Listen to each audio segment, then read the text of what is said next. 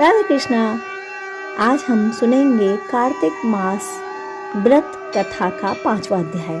प्रभु मुझे सहारा है तेरा, जग के पालनहार।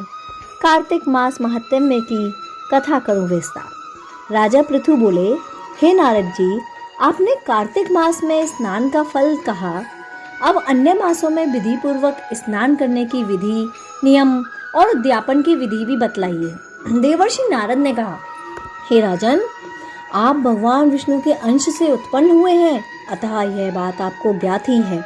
फिर भी आपको यथाचित विधान बतलाता हूँ।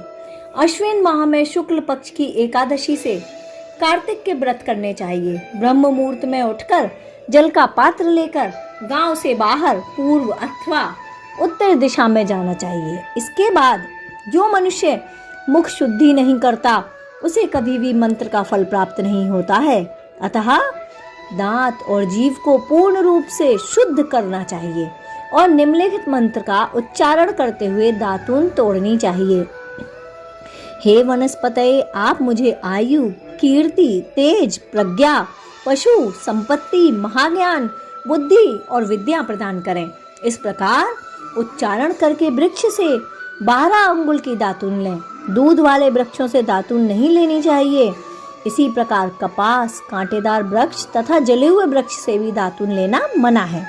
जिससे उत्तम गंध आती हो और जिसकी टहनी कोमल हो, ऐसे ही वृक्ष से दंत धावन ग्रहण करना चाहिए। प्रतिपदा, अमावस्या, नवमी, छठी, रविवार को चंद्र अथवा सूर्य ग्रहण के दौरान भी दातून नहीं करना चाहिए।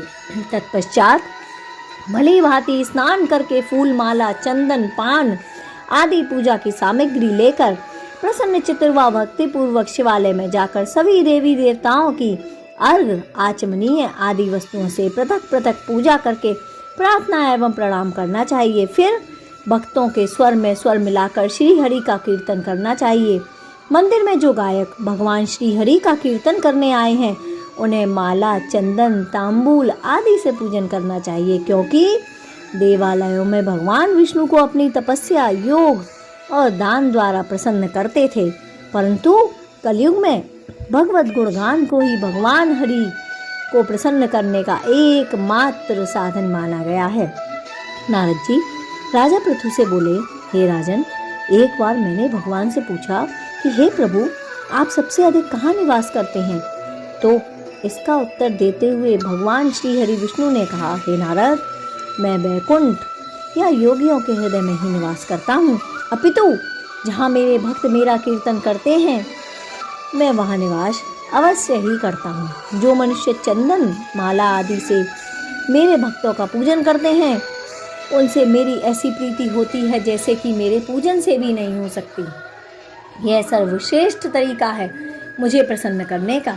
नारद जी ने फिर कहा, शीरीष, धतूरा, गिरिजा, चमेली, केसर, कंदार और कटहल के फूलों व चावलों से भी भगवान विष्णु की पूजा नहीं करनी चाहिए।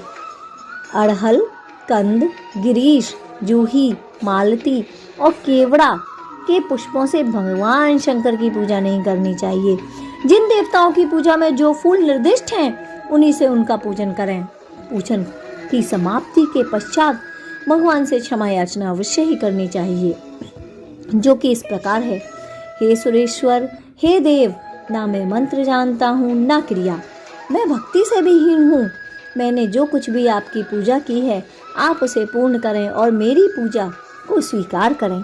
ऐसी प्रार्थना करने के पश्चात साष्टांग प्रणाम करके भगवत कीर्तन करना चाहिए, श्री हरि की कथा सुननी चाहिए और प्रसाद ग्रहण करना चाहिए।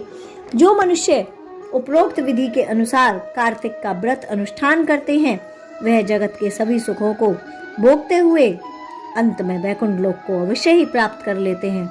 कार्तिक मास यूं ही श्रेष्ठ नहीं माना गया है। भगवान विष्णु को ये अत्यंत प्रिय है, जिसमें कि भगवान ने कहा है कि मनुष्य आंवले के वृक्ष की, पीपल के वृक्ष की और तुलसी की पूजन अवश्य करे, क्योंकि कार्तिक की महिमा भगवान विष्णु कहते हैं, कार्तिक के समान कोई अन्य श्रेष्ठ मास है ही नहीं। इस माह में गंगा स्नान सर्वश्रेष्ठ माना जाता है। दीपदान और तुलसी पूजन का तो विशेष महत्व है ही। गंगा स्नान से आरोग्यता और ऐश्वर्य की प्राप्ति होती है, जिसके दौरान भक्त व्रत रखते हैं और पूजा करते हैं। भगवान विष्णु जो कि हमें सब मनोकामनाएं, सुख, समृद्धि प्रदान करते हैं, वहीं माँ लक्ष्मी हमें धन धान्य से परिपूर्ण करती हैं।